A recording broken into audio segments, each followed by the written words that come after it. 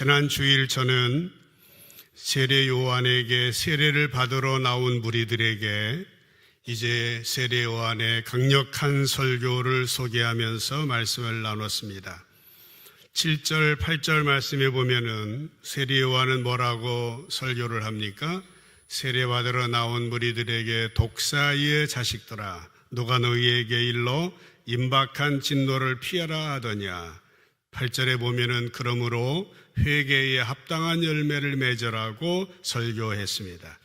그의 메시지는 많은 사람에게 도전이 되었고 충격이 되었습니다. 요한의 설교를 들은 사람들, 그러니까 무리들을 포함해서 바리새인들, 사두개인들, 그리고 당시 강도와 같이 백성들의 재물을 착취하며 억압했던 세리들이나 군인들까지 요한에게 나와서 세례를 받았습니다. 이런 상황을 보면서 당시 사람들 사이에는 이런 말이 나돌았던 것 같습니다. 오늘 본문 15절 말씀에 보면은 백성들이 바라고 기다렸다 그랬습니다. 누구를 기다립니까? 메시아 그리스도를 바라고 기다렸다라고 하는 것입니다. 그래서 모든 사람들이 요한을 혹시 그리스도신가 메시아인가 심중에 생각했다라고 하는 겁니다. 현대인의 성경에 보면은 백성들은 메시아를 무척 기다리고 있었으므로 혹시 요한이 그가 아닌가, 메시아가 아닌가, 그리스도가 아닌가 하고 모두 속으로 생각하고 있었다라고 번역했습니다. 당시 사람들 사이에는 요한이 혹시 우리가 그렇게 기다리던 메시아일지 모른다 생각했던 것입니다. 아시는 대로 메시아라고 하는 말과 그리스도라고 하는 말은 동의어입니다. 메시아는 히브리어이고 그리스도는 헬라어입니다. 그 의미는 구세주라는 뜻이고 기름 부음을 받은 자라고 하는 뜻입니다. 병행 구절인 요한복음 1장 19절에 보면은 요한이 세례를 베풀 때에 예루살렘의 유대인들이 요한에게 물었습니다. 제사장들과 레위인들을 보내서 당신이 누구시오? 당신이 누구냐라고 물었을 때에 요한의 증언이 그 이후에 기록되어져 있습니다.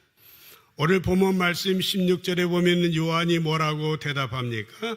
나는 물론 너희에게 세례를 베풀거니와 나보다 능력이 많으신 분이 오실 거인데 나는 그분의 신발끈을 풀기도 감당하지 못하겠노라.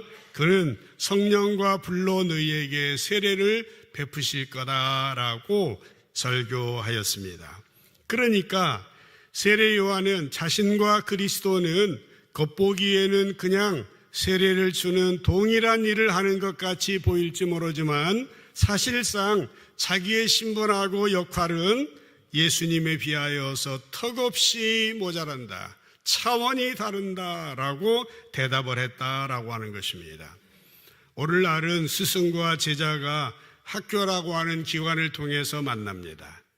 스승을 만나려면 시험을 보고 학비를 내야 합니다. 그러나 옛날에는 그럴 필요가 없었습니다. 옛날의 제도는 일종의 도제의 제도였습니다. 스승을 따라다니면서 배워야 했습니다. 팔레스타인 지역도 예외가 아니었습니다. 그래서 학생들은 스승에게 고마움을 표현하기 위해서 스승의 여러 가지 일들을 해드렸습니다. 종들이 주인에게 해주던 일들이 제자들이 스승에게 해주었더라라고 하는 것입니다. 그런데 이스라엘의 한 기록에 의하면 종이라 할지라도 이스라엘 사람이면 주인의 신발을 벗겨주는 일은 하지 않았다고 그럽니다. 왜 그렇겠습니까? 비록 종이라 할지라도 동족끼리는 그 일을 시키지 않았다 하는 것입니다. 그러니까 제자가 스승에게 고마움을 표현하기 위해서 여러 가지 일을 했지만은 신발을 벗기는 일만큼은 너무나도 천한 일이어서 제자들이 하지 않게 했다라고 하는 것이에요. 그런데 오늘 16절에 다시 보면 세례 요한은 뭐라고 말하고 있습니까? 그는 예수님의 신발끈을 풀어드리는 것도 가분한 일이어서 감당하지 못하겠다라고 말하였습니다. 이것은 요한의 겸손함을 나타내는 말이 아니라 자신과 예수님이 얼마나 차원이 다른지를 말하고 있다라고 하는 겁니다.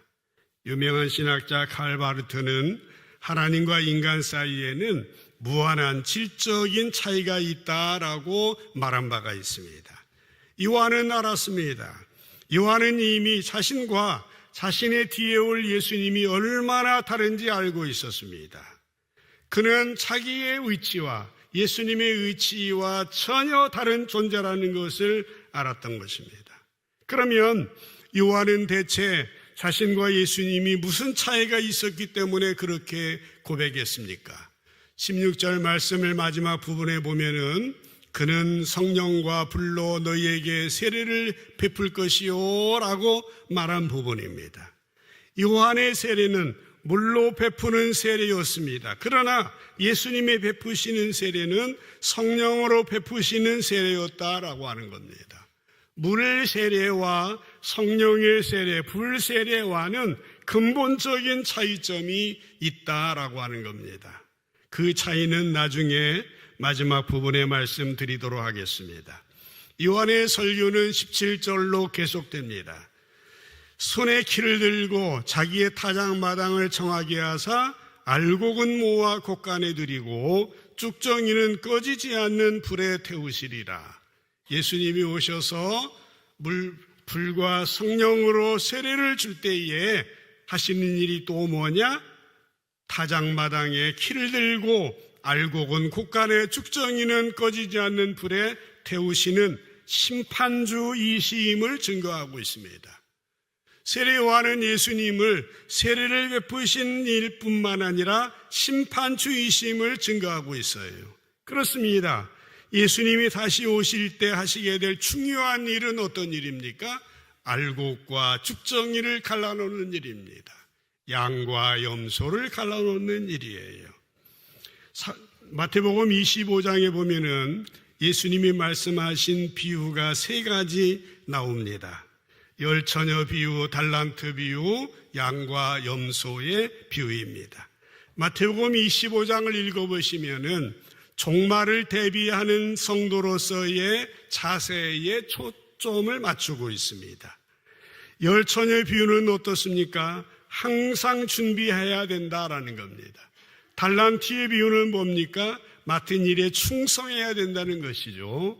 양과 염소의 비유는 마지막 심판을 기억하면서 이웃에게 선을 베풀어야 한다라고 하는 비유입니다. 그런데 이 세 가지 비유의 공통점이 있습니다.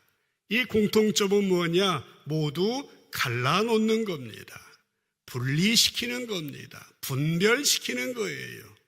여러분, 예수님이 오셔서 하나 되게 하시는 분입니다.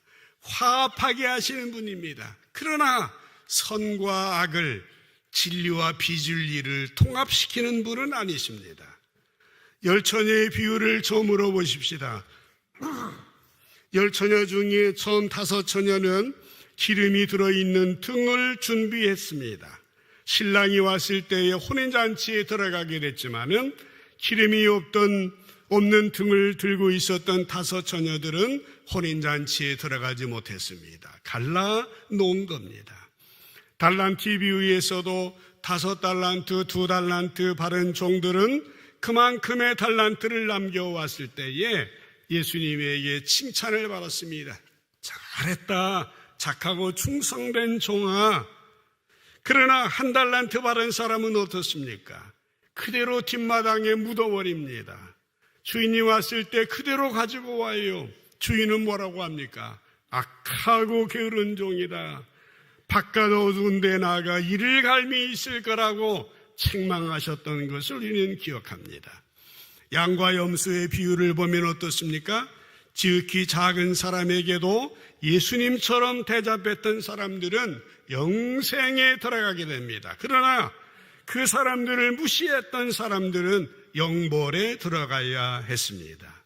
정리하면 이들은 예수님이 오기 전에는 동일하였습니다. 기름이 있든 없든 차이가 나지 않아요. 달란트를 받아 어떻게 살든 전혀 구분이 되지 않습니다. 돌에 약한 사람을 무시하던 사람들이 더 낫다고 인정받았을지도 몰라요. 그러나 예수님이 오셨을 때에는 모든 것이 확실하게 분명하게 구분이 되었습니다. 모든 것이 달라졌다라고 하는 것입니다. 알곡과 죽정이도 마찬가지입니다.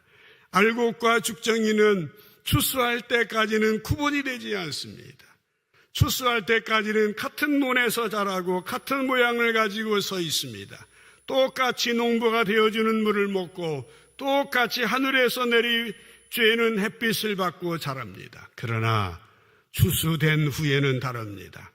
추수 후에 타작마당에 가면 다릅니다. 알곡은 곡간으로, 죽정이는 불 속으로 던져지게 되는 것입니다. 여러분, 이러한 사실을 우리들에게도 적용해 볼 수 있습니다. 우리도 똑같은 모습으로 예배할 수 있어요. 봉사하고 충성할 수 있습니다. 같은 음으로 찬양할 수 있습니다. 같은 모습으로 봉사할 수 있습니다. 외적으로 보면은 전혀 구분이 되지 않습니다. 그러나 주님이 오시면 확실하게 구분이 되어지는 겁니다. 주님이 오시면 확실하게 나타나게 되는 겁니다. 여러분, 예수님은 우리의 중심을 보시는 분입니다. 예수님은 우리가 우리의 마음속으로 진정성 있게 사랑하는지, 우리의 마음 깊은 곳으로부터 위의 것을 사모하며 정말 하나님이 뜻이 무엇인지를 분별하며 먼저 주님의 나라와 의를 위해서 살려고 하는 것인지를 보신다고 하는 것입니다. 지금은 모를 수 있어요. 사람은 모를 수 있습니다. 지금은 판가름이 나지 않을 수 있습니다. 그러나 예수님이 오시면 확연하게 판가름이 난다라고 하는 것입니다. 여러분, 우리의 신앙은 죽는 날 마지막 주님 오실 때, 주님 앞에 설 때 판가름이 납니다. 사실 지금 우리 눈에 보이는 대로 판가름 나지 않기 때문에 우리는 간혹 긴장하지 않고 마음대로 살기도 합니다. 지금은 잘 모르기 때문에, 누구도 확실하게 말해주지 않기 때문에 긴장하지 아니하고 그저 느슨하게 살기 쉽습니다. 그러므로 우리의 신앙은 어떤 신앙이어야 됩니까? 항상 깨어 있어야 됩니다. 주님 앞에 마지막 날, 마지막 순간인 줄 알고 이런 신앙을 우리는 정말 신앙이다라고 말합니다. 긴장을 놓지 아니하고 깨어서 근신하며 살아가는 것이 우리 신앙인으로서의 본분이다라고 하는 것입니다. 그래서 사도 바울은요, 로마서 13장 11절로 14절에 보면은 이렇게 말했습니다. 너희가 이 시기를 알아야 된다. 지금은 어느 때냐? 자다가 깰 때가 벌써 되었다. 그렇게 말하고 있습니다. 자다가 깰 때가, 한번 따라해 봅시다. 자다가 깰 때가 벌써 되었으니. 벌써 주무신 분은 아니 계셨겠죠? 설교가 반도 안 갔으니까 반쯤 지나면 좀 주무실 분이 계실지 모르겠습니다. 지금은 자다가 깰 때가 벌써 되었으니 이는 이제 우리의 구원이 처음 믿을 때보다 가까웠습니다 말씀하고 있습니다. 12절에 보면은 밤이 깊고 낮이 가까웠으니 그러므로 우리가 어둠의 일을 벗고 빛의 갑옷을 입자. 13절부터 보면은 유명한 구절입니다. 어거스틴이 이 구절을 읽고 변화되어 회심해서 새로운 인생을 살았는데 13절, 14절을 우리 한 목소리로 읽어보십시다. 시작. 낮에와 같이 단정히 행하고 방탕하거나 술 취하지 말며 음란하거나 호색하지 말며 다투거나 시기하지 말고 오직 주 예수 그리스도로 옷 입고 정욕을 위하여 육신의 일을 도모하지 말라. 아멘. 하나님이 오늘 우리에게 주신 말씀인 줄로 믿습니다. 성 어거스틴은 어떤 사람입니까? 고대 교회의 교부입니다. 바울 이후에 정말 기독교의 신학을 새롭게 정립한 사람이 아우구스티누스라고 하는 사람입니다. 이 사람은 사생활을 낳았어요. 삶이 문란했습니다. 이단 마니거란 이단에 빠져있기도 하였습니다. 어느 날 고민 가운데 나무 밑에서 있는데 아이들이 막 노래하면서 놀고 있습니다. 그때에 하나님의 음성이 들려요. 톨라에게 들어서 읽어라, 들어서 읽어라. 옆에 있는 성경책을 들어서 핀 구절이 바로 로마서 13장 13절 14절입니다. 그는 이 말씀으로 회개하고 신앙의 눈을 뜨게 되고 기독교 역사의 신의 도성, 하나님의 도성, 고백록 차베로릭이라고 하는 고대의 위대한 하나님의 이 일을 하는 이러한 책을 기록하면서 역사 철학의 아버지로 역할을 감당했던 것입니다. 사도 바울은 또 뭐라고 말하고 있습니까? 고린도전서 9장 26절 27절에서 그러므로 나는 다름질하기를 향방 없는 것 같이 아니하고 싸우기를 허공을 치는 것 같이 아니하며 27절에 내가 내 몸을 쳐서 복종하게 했다라고 하는 겁니다. 왜 그래요? 내가 남에게 전파한 후에 도리어 버림을 당할까 두려워했기 때문이라고 고백하였습니다. 그는 자기 자신이 선교사다, 사역자다라고 하는 것에 만족하지 않았습니다. 그는 자신이 나중에 죽정이가 되지 아니하고 알곡이 되기 위해서 자기의 몸을 쳐서 복종시켰다고 말하였던 것입니다. 사랑하는 성도 여러분, 우리가 신앙생활을 하고 있습니다. 신앙의 연조가 짧든 길든 간에 주님은 주님 앞에 날마다 서서 이제 새로운 회개를 하기를 원하십니다. 내 몸을 쳐서 주님의 뜻에 순종하고 옛사람에 속한 어둠에 속한 것을 단절시키고 알곡 신자가 되어지기를 원하고 있습니다. 성령 안에서 말씀 안에서 모든 성도들이 알곡 성도들 되시기를 주님의 이름으로 간절히 축복합니다. 이렇게 세례 요한의 설교는 그 다음 단락으로 이어집니다. 18절 말씀 이후에 보면은 누가는 세례 요한의 사역에 대하여서 추가적으로 말하고 있습니다. 또 그 밖에 여러 가지로 권하여, 그러니까 예수님이 그 일을 하셨다는 겁니다. 여러 가지 세례 요한이 그런 일을 했습니다. 여러 가지로 권하여 백성에게 좋은 소식을 전하였으나 현대인의 성경으로 보면은요, 그 외에도 요한은, 세례 요한은 백성들에게 여러 가지 말로 권면했고 그들에게 기쁜 소식을 전파하였다라고 했습니다.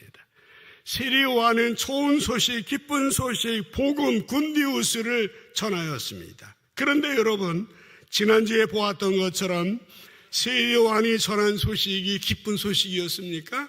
좋은 소식이었습니까? 세례 요한이 전한 소식은 그렇게 유쾌한 소식은 아니었습니다. 세례 요한은 세례를 받으면 하늘에서 복이 떨어진다고도 하지 않았고 소원 성취한다라고도 하지 않았습니다. 도리어 세례를 받으러 나온 사람들에게 독서를 퍼붓습니다. 독사의 자식들아 라고 했습니다. 그러나 그럼에도 불구하고 누가는 요한이 전한 이 소식을 기쁜 소식, 좋은 소식이라고 말하였습니다. 여러분, 좋은 소식이 무엇입니까? 좋은 소식은요, 내가 듣기에 좋은 말만 좋은 소식은 아닙니다. 좋은 소식은요, 그 내용이 비록 내 마음을 아프게 할 수 있지만은 그러나 나를 유익하게도 할 수 있는 것입니다. 아무래도 요한이 전한 말은 당시 바리새인들이나 사두개인들에게 듣기 싫은 말이었을 것입니다. 그러나 그들은 요한의 메시지를 들어야만 했습니다. 그래야 구원받고 길이 열리고 영생을 얻을 수 있기 때문입니다. 그러나 그들은 어떻게 했습니까? 19절 말씀에 넘어가 보면은 안타깝게도 듣지 않았습니다. 도리어 그 말하는 사람을 책망했고 죽였습니다. 그 일을 대표적으로 일한 사람이 분봉왕 헤롯이었습니다. 이 헤롯이라고 하는 사람은 헤롯 안디바스라고 하는 사람인데 그의 동생 헤롯 빌립이라고 하는 동생의 아내가 어여뻤던 것 같습니다. 헤로디아라고 하는 동생의 아내와 불륜을 저지릅니다. 그 일로 또 자기가 행한 모든 악한 일로 말미암아 요한에게 책망을 받았고 그 후에 한 가지 악을 더하여 요한을 옥에 가두니라 그렇게 말했습니다. 분봉왕 헤롯 안티바스는 자기 이복 동생의 아내 헤로디아와 눈이 맞아서 불법적인 결혼을 했습니다. 이 사실을 알게 된 세례 요한은 그것이 잘못된 것이라고 지적을 하죠. 그러나 헤롯은 그 사실을 시인하지 않습니다. 도리어 요한을 옥에 가두었고 결국 헤롯에 의하여서 요한은 처형되고 만 것입니다. 물론 이 사건은 시간적으로 보면은 훨씬 나중의 일입니다. 그러나 누가는 이 내용을 여기에 기록해 두었습니다. 그것은 나름대로 의미가 있었기 때문인데 그 의미는 무엇입니까? 누가가 생각할 때에 여기까지가 세례 요한의 사역이었다라고 하는 의미입니다. 지금까지 세례 요한의 사역은 예수님을 소개하는 것이었습니다. 그래서 그는 예수님을 자기와 비교되지 않는 분으로 소개했고 그 일을 다 감당한 후에는 역사의 무대에서 조용히 사라지고 만 것입니다. 여러분 그렇습니다. 우리의 인생에도 각자의 때가 있습니다. 아무리 지위가 높은 사람이라 할지라도 재임 기간이 있습니다. 직장에 다니는 평범한 사람도 재직 기간이 있어요. 학생들에게도 재학 기간이 있습니다. 그런 시간들은 하나님께서 우리 각 사람에게 허락하신 시간들입니다. 우리는 그 시간을 어떻게 보냈느냐에 따라서 우리의 삶이 어떠했느냐를 평가받게 되어지는 것입니다. 여러분이 주어진 삶은 끝이 있다라고 하는 겁니다. 그 시간 동안 우리가 어떻게 살았냐라고 하는 겁니다. 오늘 세례 요한을 보면은요, 아주 짧은 기간 동안 사역했습니다. 그의 사역 기간은 광야에서 보냈던 30년에 비하면 지극히 짧은 기간이었습니다. 아마도 예수님보다도 6개월 먼저 태어났으니까 30세의 예수님은 3년여 공생일을 하셨지만은 세례 요한은 1년도 못 되는 짧은 기간에 사역했을 것 같아요. 그러나 그럼에도 불구하고 그는 하나님께서 맡겨주신 일을 그 누구보다도 신실하게 감당했습니다. 그렇기 때문에 2000년이 지난 오늘까지도 그를 예수님이 오시는 길을 준비한 사람으로 기억되는 것입니다. 사랑하는 성도 여러분, 우리들은 어떤 사람들입니까? 우리를 또 세례 요한과 같이 다시 오실 예수님을 준비하는, 예수님의 길을 준비하는 사람들이 되어야 합니다. 우리들도 세례 요한과 같이 나는 예수님의 신발끈을 풀기도 부족한 사람이다라는 가치관을 가지고 있다면은 세상의 그 누구보다 예수님의 길을 준비하는 사람들일 것입니다. 부디 겸손하게 성실하게 주님의 길을 준비하며 내 마음속에 하나님의 나라가 이루어지고 나를 통하여 많은 사람들에게 주님의 기쁜 소식을 전하는 여러분 되시기를 주님의 이름으로 축복합니다.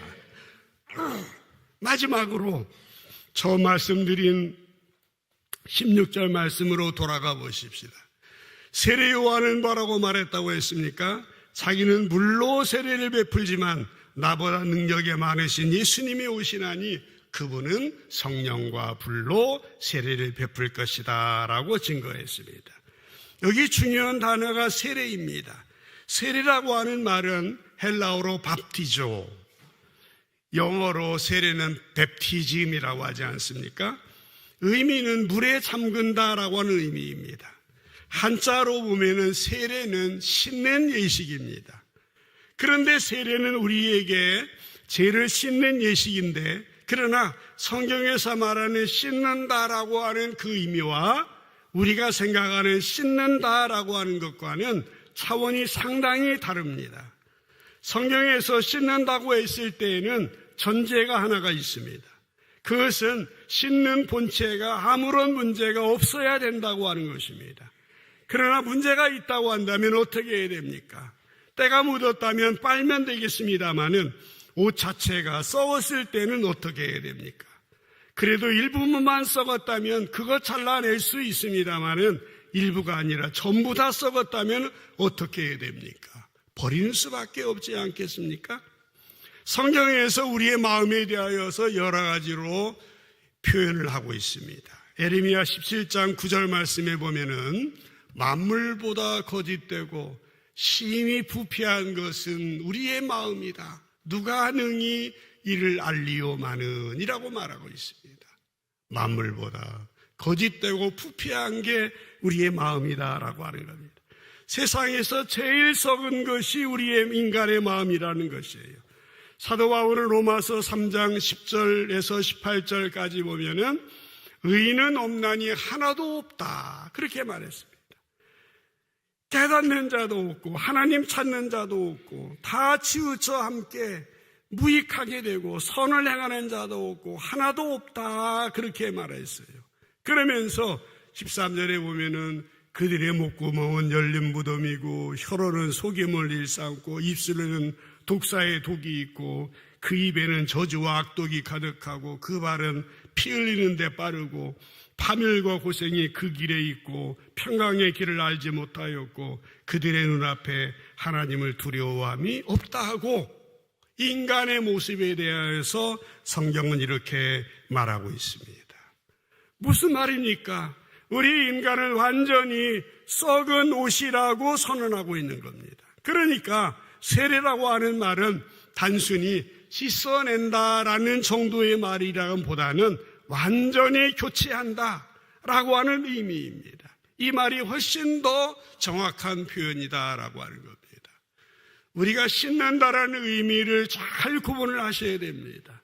사도 바울은요, 세례에 대해서 정확하게 고린도전서 10장 1절 2절에서 묘사하였습니다. 형제들아, 나는 너희가 알지 못하기를 원치 않으니 꼭 알았으면 좋겠다.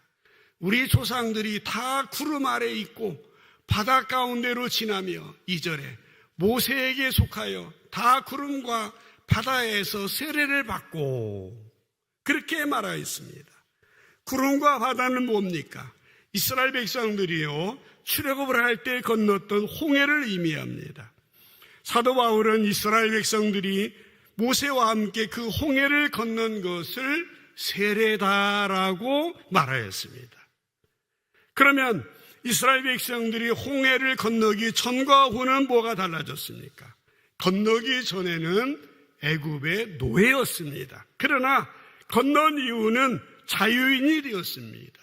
세례라고 하는 말은 노예가 자유인이 되었다라고 하는 의미입니다. 홍해를 건너면서 옛사람이었던 노예는 죽고 새 사람이 태어나게 됐다라고 하는 것입니다. 또 사도 바울은 로마서 6장 3절 4절에서 세례에 대해서 이렇게 말하고 있습니다. 무릇 예수 그리스도와 합하여 세례를 받은 우리는 그의 죽으심과 합하여 세례를 받은 줄을 알지 못하느냐. 그러므로 우리가 그의 죽으심, 예수님의 죽으심과 합하여 세례를 받음으로 그와 함께 장사되었나니 이는 아버지의 영광으로 말미암아 그리스도를 죽은 자 가운데서 살리심같이 우리로 또한 새 생명 가운데 행하게 하려 함이라 라고 말씀하고 있습니다. 사도 바울은 우리가 예수 그리스도의 죽으심과 합하여 세례를 받았다라고 증거하고 있습니다. 이게 무슨 말입니까? 우리들은 완전히 썩은 빨래와 같은 존재들이었다라고 하는 겁니다. 그렇기 때문에 하나님께서는 우리들을 폐기 처분하실 수밖에 없는 존재들이었어요. 그러나 그럼에도 불구하고 우리가 회개하고 예수님 믿고 예수님 안에 있었기 때문에 예수님이 십자가에 달려 돌아가실 때 우리를 살려주셨고 구원받아 새 생명 가운데 살게 해주셨다라고 하는 의미입니다. 바로 세례 요한이 말한 세례의 의미는 내가 죄인인 것을 알라라고 하는 의미입니다. 내가 죄의 노예이기 때문에 너 자신은 하나님 보시기에 폐기 대상이야 라는 걸 깨닫는 것이 세례 요한의 세례의 목적이었습니다. 그러나 나 자신이 하나님 보시기에 진노 대상이고 폐기의 대상이라는 걸 깨닫는 것, 그것 자체가 구원받은 것은 아닙니다. 한번 비유해 보겠습니다. 만약 내가 어떤 사람에게 거금을 내가 갚을 수 없는 1조 원의 빚을 졌다고 생각해 보십시오. 그 채권자에게 내가 갚을 능력이 없어요. 찾아가서 울고 불고 탕감해달라고 사정을 합니다. 그러나 그렇다고 해서 빚이 없어지는 것이 아니에요. 다시 내가 그것을 갚을 능력이 없는 것을 인정하는 자리에 나가는 것은 세례 요한의 세례인 것입니다. 그러니까 세례 요한의 세례를 받는다 해서 구원받는 것은 아니다라고 하는 것입니다. 그러면 그 빚이 없어지기 위해서는 어떻게 해야 됩니까? 누군가 갚아줘야 됩니다. 그 빚을 없애주는 것이 뭡니까? 바로 예수님의 세례다라고 하는 것입니다. 성령님께서 깨달음을 주셔서 정말 회개의 세례와 요한의 세례와 세례 예수님의 불세례, 성령 세례가 어떻게 다른지를 우리가 깨달으셔야 됩니다. 부디 여러분 성령으로 세례받고 완전히 새로운 피조물로 변화되어서 그리스도의 장성한 분량으로 성장돼가는 여러분 되기를 주님의 이름으로 축복합니다. 세례 요한은 자기는 물로 세례를 주지만 예수님은 성령으로 세례를 주신다고 얘기를 했는데, 여러분 가운데 나는 정말 성령으로 세례를 받았을까? 내 삶을 돌이켜보면 형식적인 신앙인데 혹시 내가 가짜가 아닐까 생각하실 수도 있습니다. 나는 고작 하루에 예수님 생각한다는 것이 일어날 때, 잠잘 때, 식사, 기도할 때 그 정도인데 혹시 예수님이 나를 부르시지 않는 것은 아닌가? 괜히 내가 여기 나와 있는 건 아닌가? 그렇게 생각하실 수도 있습니다. 그러나 사도 바울은 고린도전서 12장 3절에서 이렇게 증거하고 있습니다. 그러므로 내가 너희에게 알리노니 하나님의 영으로 말하는 자는 누구든지 예수를 저주할 자라 하지 아니하고 또 성령으로 아니하고는 누구든지 예수를 주시라 고백할 수 없느니라 라고 말하고 있습니다. 우리가 예수님을 나의 주님이요 나의 하나님으로 고백할 수 있다면 틀림없이 오늘 사도 바울은 고린도전서 12장 3절에서 성령으로 세례받은 것이다 라고 말해주고 있습니다. 그렇습니다. 성령님을 통하지 않고는 예수님을 주님이시라 라고 고백하는 것은 불가능합니다. 여러분 가운데 혹시라도 예수님에 대하여서 이야기할 때에 예수님 XX야, 예수님 참 못됐어 라고 말씀한다면 여러분의 신앙에 대해서는 다시 생각해 보셔야 할 겁니다. 그러나 그렇지 않다고 한다면 성령님께서 여러분과 함께 하시고 여러분에게 역사하신다는 사실을 기억하고 성령으로 말미암아 회개하고 성령으로 말미암아 능력받아서 성령 충만한 하나님의 백성들 되시기를 다시 주님의 이름으로 축복합니다. 여러분, 우리는 성령님을 통하여 우리를 죄를 회개하고 구원받아 하나님의 자녀가 되었습니다. 물론 아직은 부족해요. 아직은 어린아이의 모습입니다. 그러나 우리가 성령 안에서 성령님과 함께 공동체 안에서 말씀으로 기도 가운데 계속해서 성장해 나가게 되어지면은 어느 순간에 주 예수 그리스도의 장성한 분량에까지 이르게 된다라고 하는 사실입니다. 그러므로 항상 깨어 있어야 됩니다. 항상 근신해야 됩니다. 날마다 나를 쳐서 복종시켜야 됩니다. 이것은 우리를 억압하게 하기 위함이 아니에요. 우리를 불편하게 하기 위함이 아닙니다. 우리를 성장하게 하시고 우리가 정말 성숙한 하나님의 사람으로 성령의 9가지 열매를 맺는 사람이 되기 위함입니다. 성령의 능력으로 은사의 사람이 되어져서 교회를 살리고 성도를 살리고 하나님 나라를 세우기 위함이다라고 하는 사실입니다. 부디 성령님 안에서 성령의 능력 안에서 하나님의 나라를 경험하시고 누리시고 여러분을 통하여 정말 주의 복음을 온 누리에 전하며 선한 영향력 드러낸 여러분 되기를 주님의 이름으로 간절히 축원합니다. 기도하십시다.